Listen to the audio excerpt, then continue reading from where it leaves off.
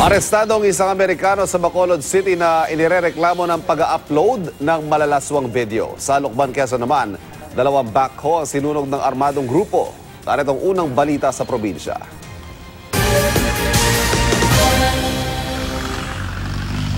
Basag ang mga salamin at nasira ang makina ng dalawang backhoe na ito na inatake ng isang armadong grupo sa Lucban, Quezon.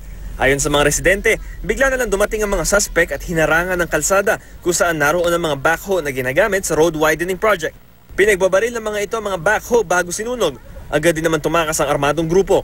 Agad naman tumawag ng mga bumbero mga opisyal ng barangay kaya naagapan ang sunog.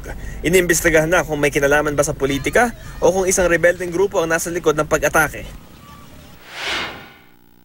Nang dahil sa pag-upload ng malalaswang video niya kasama ang iba't ibang partner, arestado ang isang Amerikano sa Bacolod City. Kinilalang na-aresto na si Lee David Colglacier.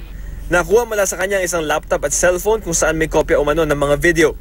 Katwiran naman ni Colglacier, hindi niya alam na illegal sa Pilipinas sa kanyang ginagawa. Naharap siya sa kasong paglabag sa Anti-Photo and Video Voyeurism Act at Anti-Trafficking in Persons Act. Mag-iisang linggo nang nawawala ang isang mangingisda sa Pasukin, Ilocos Norte. Ayon sa nanay ng biktima, huli niya nakita ang kanyang anak na si Elmer Lete noong nakaraang Miyerkules nang pumalaot ito.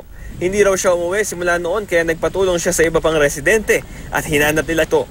Ang bangka pa lang ni Lete ay nakita nila sa laot kung saan naroon pa ang kanyang mga gamit. Nagsagawa na rin ng search and rescue operation ng Coast Guard. Para sa unang balita, Bam Alegre reporting.